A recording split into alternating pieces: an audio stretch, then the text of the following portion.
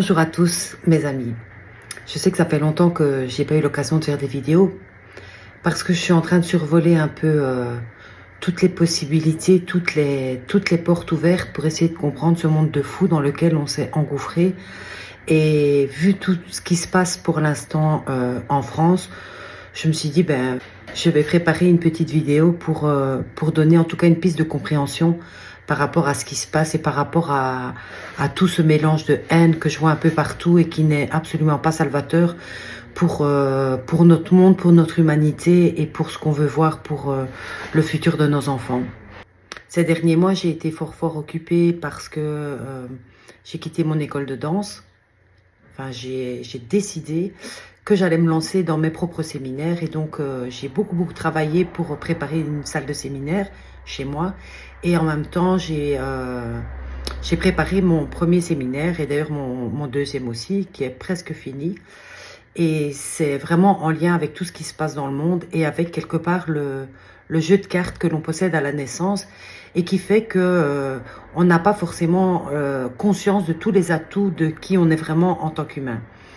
Et donc, je vais apporter à travers cette petite vidéo une vision que j'ai chopée, je vais dire, du transurfing de Vadim Zeland. Et c'est vraiment un enseignement aussi qui m'a énormément parlé et que je mets en parallèle avec Rabovoy, avec Arkady Petrov et avec plein d'autres, évidemment, parce que je ne me cantonne pas à un seul enseignement, puisque je voudrais vraiment avoir cette vision quelque part de l'aigle ou d'être sur une montagne et survoler un peu toute la tourmente qui se passe dans le monde actuellement pour essayer d'y trouver un sens. Mais je pense qu'à travers toutes les recherches que j'ai faites, j'y trouve en tout cas peut-être pas un sens, mais en tout cas les raisons d'espérer qu'il y a moyen de transmuter ça vers quelque chose de bien meilleur, parce que franchement, on le vaut bien. Bienvenue et voici une vue d'ensemble de la vidéo. Qui sont réellement les protagonistes d'affrontements? Qui provoque le chaos réellement? Le triangle de Cartman, le triangle de Cartman version 2.0, observer le monde, donc être observateur, très important, les balanciers, la règle des balanciers, comment stopper un balancier, les métabalanciers, aïe aïe aïe, que faire, l'espace des variantes ou le champ de tous les possibles, et ma petite conclusion. Voici la situation telle qu'on la voit pour l'instant en France et pas qu'en France d'ailleurs, de plus en plus fréquemment un peu partout dans le monde. L'affrontement entre la police et les jeunes, est-ce ça ou alors est-ce l'affrontement entre deux forces opposées qui les emprisonnent dans des clans séparés mais à leur insu? Vous allez comprendre. Dans la crise profonde que traverse la France actuellement, les forces négatives qui opèrent ne sont peut-être pas celles que l'on croit. Donc, on pourrait croire que ce sont ceux qui tirent les ficelles dans l'ombre, ou alors les méchants policiers qu'on appelait avant les gardiens de la paix et maintenant les forces de l'ordre, ou les Robocop, ou les méchants jeunes, les immigrés, la racaille, tout ce qu'on peut dire sur les jeunes de maintenant. Eh bien non. Toutefois, chacun a sa part de responsabilité, évidemment, mais ils ont une responsabilité à un autre niveau. Et si une autre entité nous embrouillait, tous autant que nous sommes? Trop simple? Eh bien, voyons voir. Le triangle de Cartman, je pense que là déjà tout le monde connaît. Le triangle dramatique, victime, sauveur, bourreau ou persécuteur. Et on pourrait reformuler ce triangle au vu de tout ce qui se passe depuis 2020. En fait, bien avant, mais officiellement depuis 2020, avec la crise que tout le monde connaît. Alors, on pourrait parler donc du bourreau qui serait, dans tous les médias sociaux, c'est la gouvernance mondiale, le gouvernement de l'ombre, les satanistes, les nanana, voilà. Ou les lanceurs d'alerte qui sont les moutons noirs, voilà, qui sont au courant de tout. Et il y a autant de théories qu'il y a de lanceurs d'alerte. Je suis moi-même lanceuse d'alerte, donc je me considérerais aussi comme mouton noir, dans le sens que on a envie de sauver le monde, mais vraiment, vraiment, mais qui détient la vérité absolue finalement.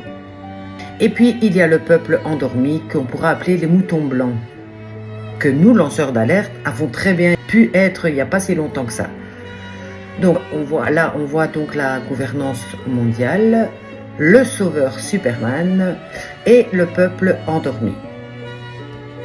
Et si, au-delà de cette observation du triangle bourreau-victime-sauveur, existait une force sournoise, invisible, et qui berne aussi bien l'ensemble des protagonistes.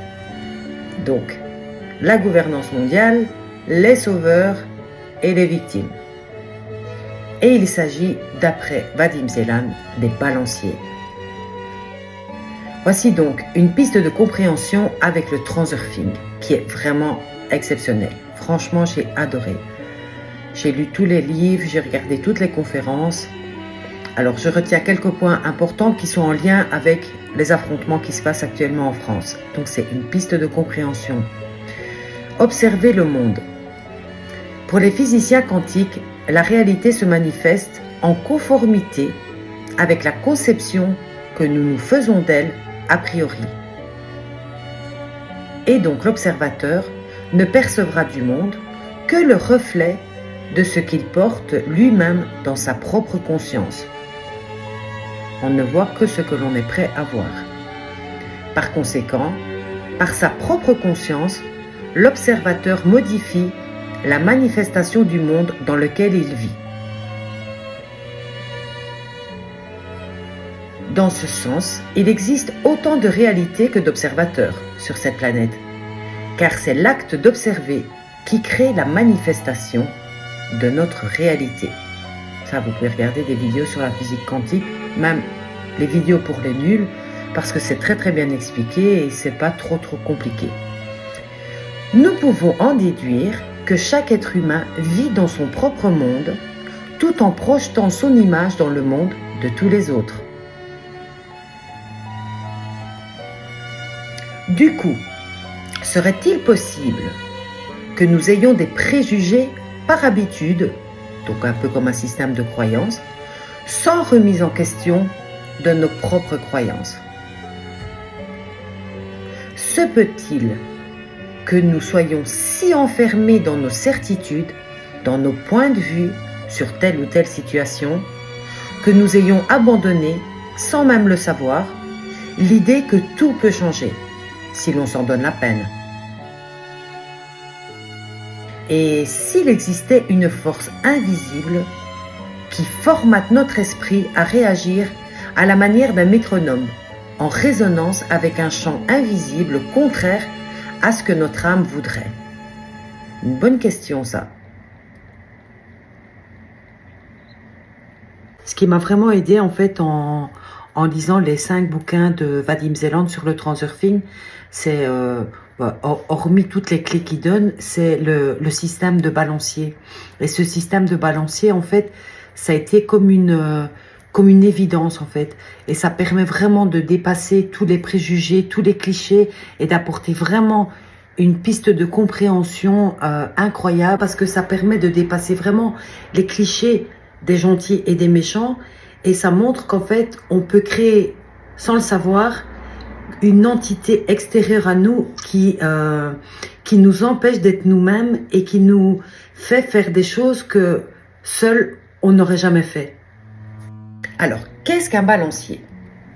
Un balancier est une entité énergétique qui se forme et se développe dès l'apparition d'une structure ordonnée, créée par des êtres vivants.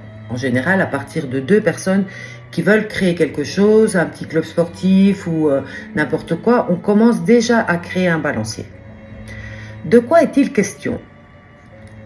Nous vivons dans un monde de balanciers. Donc toute structure ou organisation, qu'elle soit commerciale, bénévole, sportive, gouvernementale, politique, surtout administrative, médiatique, familiale, religieuse ou autre, est un balancier. Parce qu'elle reçoit de l'énergie de ses adhérents et, très important, de ses opposants. Donc, elle reçoit de l'énergie de ses adhérents ou de ses opposants. Sans eux, le balancier meurt, un peu comme un club de football, sans joueurs ni spectateurs. Un balancier dépend de la stabilité de la structure. Prenons par exemple les forces de l'ordre. Elles existent depuis toujours, on va dire. Elles possèdent un code commun, qui peut certes varier avec les époques, mais qui est un mélange d'honneur, d'éthique à la base, de rigueur, et qui est parfois aussi mélangé à de la déception, à de la fatigue, à des conditions de travail difficiles, à une réputation mitigée auprès du peuple, etc. Ce balancier va protéger ses membres, et si l'un d'eux est attaqué ou fait une grosse boulette, une solidarité se met en place. J'ai vu sur internet qu'il y avait une cagnotte de plus de 100 000 € pour le policier qui a tué le jeune. Voilà, je ne vais pas émettre d'avis là-dessus, mais c'est un fait, ils se protègent entre eux. Donc, ils protègent leur balancier, leur structure. Seul, dans un autre contexte, un policier est un homme ordinaire. Mais dès qu'il est dans l'exercice de sa fonction, le balancier se met en place et, selon les conditions, il pourra agir de façon discutable, même pour lui, et cet exemple est valable pour tout corps de métier, bien sûr, ou toute organisation. Le balancier des jeunes qui ont mis le feu à des villes en France ces derniers jours est également très puissant puisqu'il est augmenté, additionné par un cumul de balanciers. Le balancier du ressentiment, vivre en tant qu'immigré, c'est se sentir peu valorisé, mis à l'écart, pointé du doigt. Le balancier médiatique, vu par les opprimés. Et ces dernières années, on a vu fleurir l'image négative des policiers qui s'en prennent au peuple, soutenant des technocrates ou des lobbies pharmaceutiques, entre autres.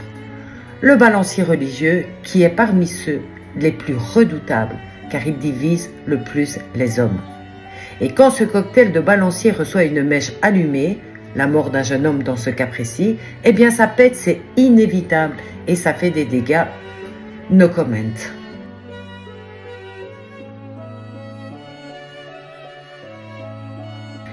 Et donc c'est l'énergie du super balancier qui pousse les jeunes sous le coup de l'émotion à extérioriser leurs ressentiments et qui vont bien au-delà du drame de Naël. La puissance du balancier les pousse à donner leur énergie à celui-ci, car pour subsister, le balancier a besoin d'énergie, positive comme négative, afin de grandir. Combien de jeunes, happés par cette force incontrôlable, ont commis des actes carrément contre eux-mêmes, brûlé des voitures, des maisons, des magasins de leur propre quartier, alors qu'au départ, il était juste question d'une marche blanche, pacifique, en soutien à la maman du jeune décédé. Maintenant, mes propos, c'est pas pour excuser quoi que ce soit ou pour émettre un jugement sur quoi que ce soit. On est juste ici dans des pistes de compréhension, je le reprécise bien. Alors, d'où viennent ces comportements de groupe ?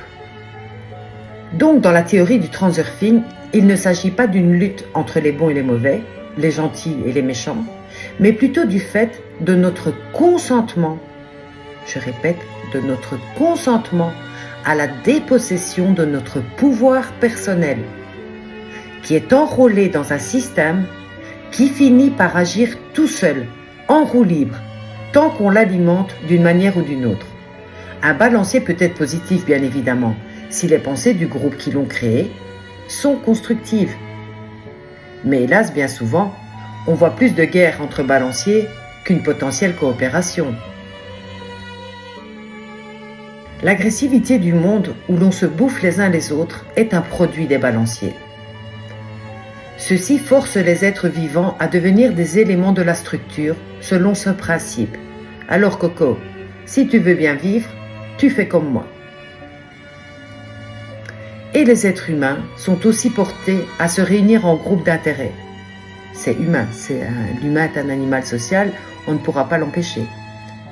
Et c'est pas mauvais en soi d'ailleurs. C'est parce que la communication est plus facile dans de tels groupes, là où on porte les mêmes intérêts, donc les jeunes ont les mêmes intérêts, les policiers ont les mêmes intérêts. En gros, bien évidemment. Il peut sembler étrange le fait que beaucoup de personnes rencontrent pourtant de grosses difficultés à communiquer entre elles. Et j'ai pris cette petite phrase que je trouve vraiment géniale de Bernard Werber. Entre ce que je pense, ce que je veux dire, ce que je crois dire, ce que je dis, ce que vous avez envie d'entendre, ce que vous entendez, ce que vous comprenez. Il y a 10 possibilités qu'on ait des difficultés à communiquer. Mais essayons quand même. Lorsqu'on est tapé par un balancier, c'est lui qui gagne, jamais l'humain. On est au-delà de ce qui est juste ou injuste, au niveau des causes défendues, au-delà de toute légitimité d'action. On est emporté dans le tourbillon des balanciers qui exacerbent nos peurs et ressentiments personnels. Et voilà, l'engrenage infernal. Le balancier va tout faire pour recevoir un maximum d'énergie, positive comme négative, dans le seul et unique but de grandir. Et pour ce faire, il va utiliser l'importance. L'importance. Il va nous faire réagir par rapport à nos peurs, nos valeurs, nos aversions, nos passions, nos besoins. Bref, à tout ce qui est important pour nous. Nous vivons dans un monde de balanciers en lutte les uns contre les autres et qui n'ont donc pour but que de grandir au détriment de l'individu, ce qui aboutit au paroxysme que nous connaissons aujourd'hui. Ça, c'est un extrait d'Olivier Maslow qui a fait énormément de conférences sur le transurfing. Un exemple tout simple. Prenons un match de foot, 2 balanciers s'affrontent, celui de l'équipe A et celui de l'équipe B. À la fin du match, les joueurs se serrent la main, mais qu'en est-il des supporters? No comment. Prenons Tartampion de l'équipe A et Joséphine de l'équipe B. Ils sont chacun supporters de leur équipe et lors des matchs, ils se détestent, ils sont prêts à se taper dessus. Mais une fois le match fini, quelques semaines plus tard, ils se croisent dans la rue, mais tout se passera bien. Ils riront peut-être même de leur comportement passé, parce qu'ils ne sont plus sous l'influence du balancier du foot. Les balanciers surgissent toujours là où il y a un bon profit à faire sur l'énergie du conflit. Mais ces entités ne sont pas capables de machiner quoi que ce soit, car elles n'ont pas d'intention propre, pas d'intention consciente. Comme des sangsues, les balanciers perçoivent la polarisation comme une inhomogénéité dans le champ énergétique et tentent donc de s'y accrocher. Mais là n'est pas le plus grave. Ce qui est terrible, c'est que non seulement ils absorbent l'énergie du conflit, mais ils poussent les gens à se comporter de façon à produire davantage d'énergie. Les braquages, les incendies, les pillages, les vols. C'est comme si des ficelles invisibles tiraient les gens afin qu'ils commettent des actes de vandalisme matériel, verbal ou moral, comme des marionnettes sans état de conscience. On ne sait pas en fait de quelle manière ils influencent les gens, mais néanmoins, c'est un fait. Le balancier doit toujours avoir une règle. Cette règle est un peu comme le mode d'emploi du « je ». Cette règle est établie au départ par le groupe de personnes qui a créé une sorte d'association. On pourrait parler d'égrégore, mais les balanciers sont au-delà, bien au-delà. Mais alors, en quoi un balancier doit-il avoir une règle? Avant tout, la règle du balancier établit les normes de comportement et de pensée. Autrement dit, l'ingénierie aussi sociale, les standards de la normalité. Vous imaginez un peu tout ce qu'on vit pour l'instant, où les standards de la normalité sont en train de changer et où si vous n'adhérez pas au nouveau concept de la normalité, vous êtes, on va le voir tout de suite. L'homme ne se rend pas compte qu'on lui propose un ersatz, un substitut de réussite. Le succès d'autrui ne peut pas servir d'exemple, ni de modèle à suivre. Le véritable succès n'est atteint que par ceux qui ont du courage d'enfreindre cette règle et de suivre, et c'est très important, leur propre chemin. En suivant la trace des autres, l'homme est condamné à jamais à courir après le soleil couchant. Les standards de la réussite sont un mirage, mais l'homme ne sait pas, ou ne veut pas savoir, que la règle du balancier le maintient dans une toile d'illusion. L'illusion est parfois plus douce, plus confortable et plus compréhensible qu'une réalité inconnue. Et on l'a vu dans la crise du Covid, le nombre de journalistes ou de médecins qui avaient le discours officiel et qui, en aparté ou dans leur famille ou groupement d'amis, disaient tout le contraire. Mais c'est pas évident en fait de sortir de la normalité du moment. Parce que les balanciers agissent via le subconscient. Le conscient lucide de l'homme est inaccessible pour eux, mais ils n'en ont pas besoin. Le subconscient leur suffit amplement. Notre degré de vigilance. En règle générale, tous les gens, à des degrés divers, sommeillent dans leur réalité. Le mode automatique est souvent prépondérant et on accomplit beaucoup de tâches par automatisme sans être réellement là.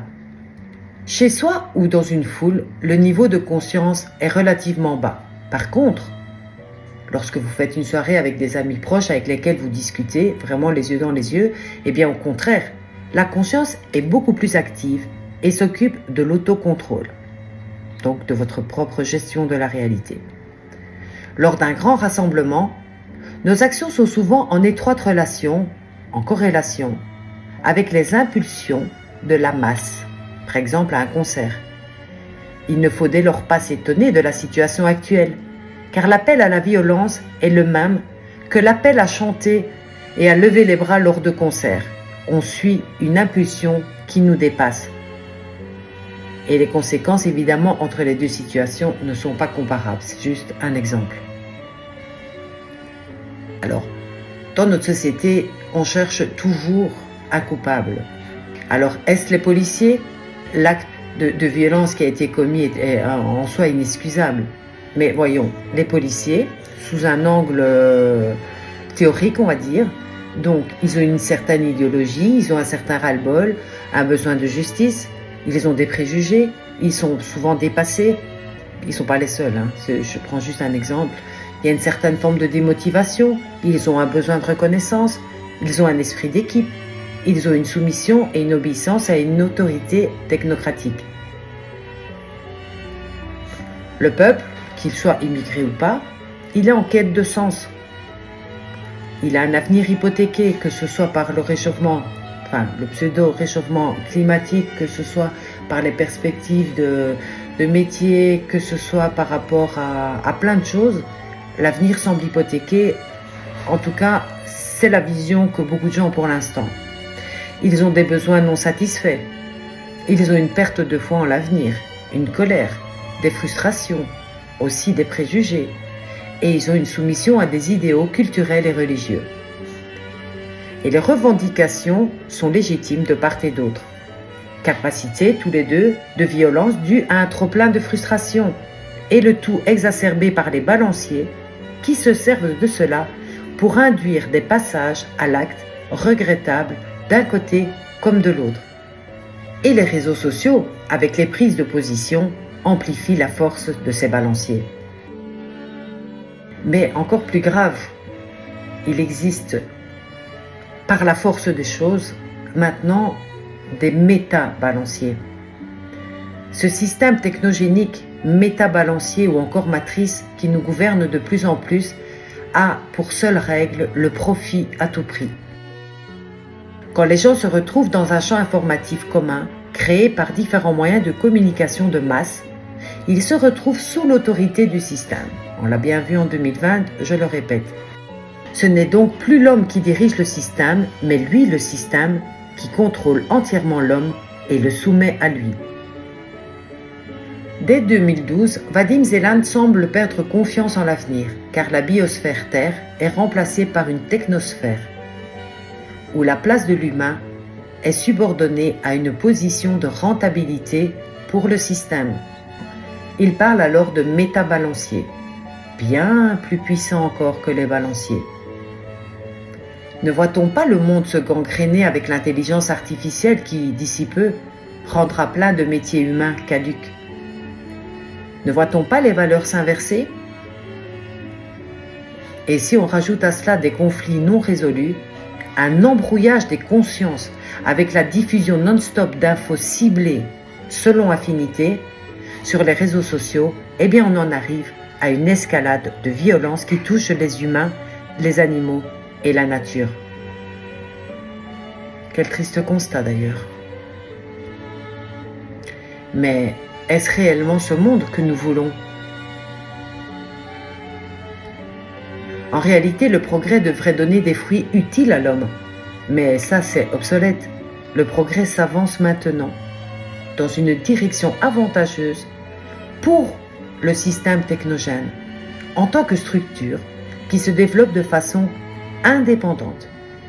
Le système, comme une tumeur, s'est activement mis à grandir tout seul, indépendamment désormais de la volonté humaine.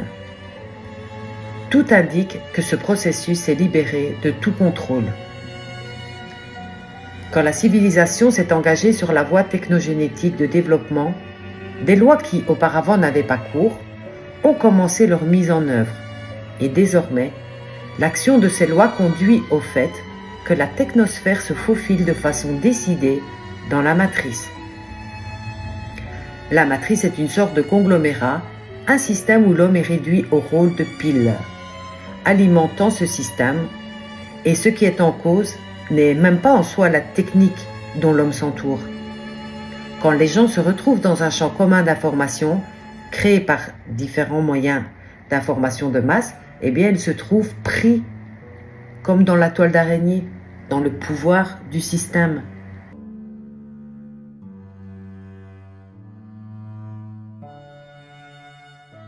Ce n'est plus l'homme qui dirige le système, mais c'est le système qui contrôle entièrement l'homme. Et donc ce système le soumet à lui, et au sein de la toile d'araignée des informations générales, qu'on voit un peu partout, eh bien cela se fait très facilement. Mais à qui cela peut-il être avantageux? En fait, à personne. C'est bien ça qui est triste. Tout simplement, l'homme est habitué à penser que tout ce qui se passe autour de lui se passe de par la volonté de certaines autres personnes. Mais en réalité, le système se développe de façon autonome. L'avantage consiste pour le système en la chose suivante. Il lui faut attendre son point d'équilibre stable, se former en cette construction optimale où les humains, comme des cyborgs, vont entretenir son existence. Et qu'est-ce qu'il lui faut pour cela? Écoutez bien, des cellules de la matrice doivent être remplies d'éléments obéissants. Et ces éléments doivent être premièrement pas tout à fait en bonne santé, afin de ne pas disposer d'énergie libre, donc d'énergie propre intérieure, et deuxièmement, pas tout à fait sains d'esprit, afin de ne pas comprendre où ils se trouvent et où le système veut les emmener. Ça vous rappelle quelque chose?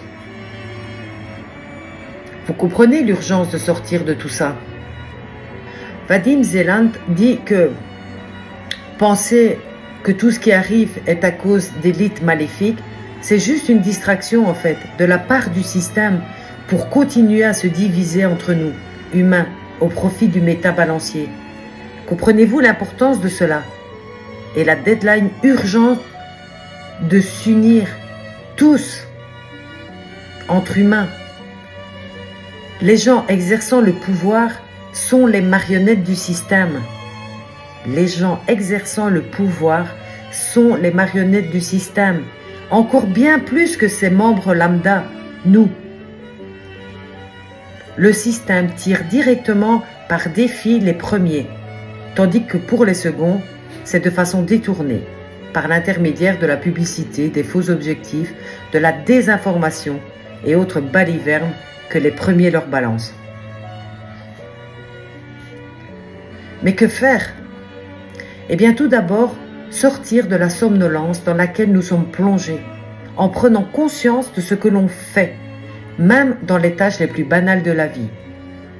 Repérer les balanciers, cesser de les alimenter, ne plus les nourrir ni négativement ni positivement, prendre conscience que bon nombre de nos pensées ou points de vue proviennent de balanciers et pas vraiment de nous. Et donc, oser être soi. Se détacher de l'idéologie des autres et oser être soi. Sortir des balanciers. Tout cela comporte un risque. Soit on devient un leader ou un paria. Quelle est la différence entre les deux? Eh bien, dans le cas de la personne qui ose s'affirmer sans avoir peur de du qu'en dira-t-on. Ces leaders, ils sont convaincus qu'ils ont tout à fait le droit de briser la règle du balancier et d'être des créateurs, des innovateurs. Par contre, à contrario, les parias, ils en doutent. Et du coup, ils se mettent eux-mêmes dans une position de rejet. Un champ de possibilités et de futurs possibles. Parmi toutes les réalités qui existent déjà en potentiel, l'unique réalité qui nous convient dans le plan de notre âme va se manifester dans notre vie, laissant toutes les autres s'effondrer. Lorsque nous portons notre attention vers le secteur de l'espace des variantes, qui est en résonance avec le plan de notre âme, eh bien les miracles se produisent. Les portes s'ouvrent comme par magie et tout arrive sans effort au moment opportun. Nous surfons littéralement à travers notre réalité. Ça, je vous conseille vraiment de lire les bouquins de Vadim Zeland pour aller plus en profondeur sur ce sujet. Vous êtes votre propre limite, mais avec des pensées allant dans le sens de la coopération et non de la lutte existentielle et sempiternelle.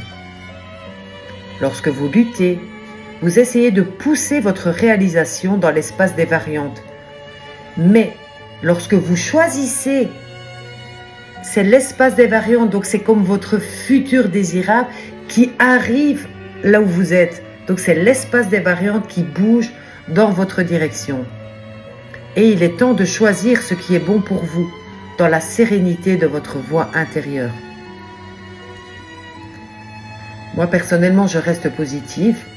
Les certitudes que j'ai aujourd'hui sont celles-ci. Il y a certes bien des trous béants formés de balanciers sur notre route. Et il vaut mieux les percevoir afin de ne pas tomber dedans. Ça, c'est d'une part. Et d'autre part, l'homme a des capacités inouïes de résilience et d'adaptation, qui certes sont bridées par les balanciers, mais par le biais d'une connaissance appropriée et des méthodes incroyables qui existent et à foison, il peut retrouver sa souveraineté et sortir enfin de la caverne de Platon.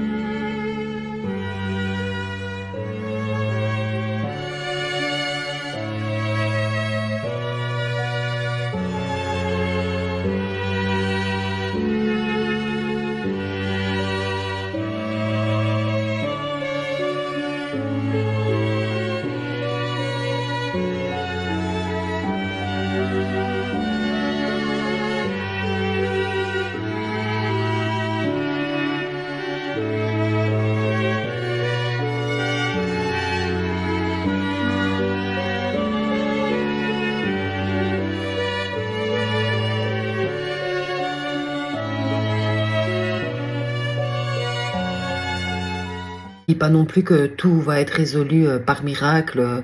Il y a des ressentiments, en tout cas pour ce qui s'est passé en France, notamment l'immigration et tout ça, qui sont des problèmes récurrents, qui sont vraiment, qui datent vraiment pas d'hier, et c'est vraiment pas évident pour ces gens-là. C'est vraiment pas évident non plus pour les forces de l'ordre. Il y a des gens qui vont me dire oui, c'est de la racaille, c'est des gens qui en valent pas la peine et c'est ça. Mais non, moi je pense que vraiment tous les humains en valent la peine. Mais pour ça, il y a des prises de conscience réelles à faire. Il y a un travail sur soi réel à accomplir. Et tant qu'il n'y aura pas une volonté de part et d'autre d'améliorer les choses, sans rester cantonné à une position, sans rester tout le temps ballotté par tous ces balanciers en fait dont la majorité des gens ignorent l'existence, c'est le serpent qui se mord la queue et on n'arrivera à rien. Et je pense qu'on est vraiment à un stade maintenant où il faut absolument qu'on prenne ses responsabilités, quels que soient les partis, quels que soient les groupes, quels que soient les gens qui sont influencés par des balanciers, et qu'on prenne vraiment conscience qu'ils existent, qu'on n'est pas coupable, mais on est responsable. On est responsable d'aller à l'intérieur de soi et de ne pas se laisser influencer, d'aller chercher vraiment au fond de soi qui on est, qu'est-ce qu'on veut pour le futur, parce qu'il n'y a pas que nous, il y a toute notre descendance. Et je trouve ça vraiment triste qu'on ne cherche pas plutôt comment unir les gens, comment trouver des solutions, plutôt que de rester, de camper sur des positions qui sont finalement pour diviser le monde. Et je pense que ça a assez duré. Je ne sais pas si vous êtes d'accord avec moi. Je ne propose pas une solution miraculeuse, mais c'est une piste de réflexion pour celui qui veut aller à l'intérieur de lui chercher le meilleur. Voilà, je vous embrasse. Je ne veux pas de commentaires rageux du style « ouais, c'est ci, ouais, c'est là ». Ça n'a pas d'intérêt. Et cette vidéo, elle est là pour rassembler, pour trouver, apporter une piste de compréhension, une piste d'unification. Et c'est juste ça mon but. Après, voilà, advienne que pourra. Et j'espère que ce sera le meilleur. Conclusion. Acceptez une fois pour toutes que votre âme est capable de tout. Et laissez-vous utiliser ce savoir. Permettez-vous de savoir que vous êtes digne de tout ce qu'il y a de meilleur et que vous êtes capable d'accomplir tout ce que vous voulez. Votre vie est un miroir. Elle ne vous renvoie l'image que de ce que vous pensez y trouver. Prenez soin de vous. Merci.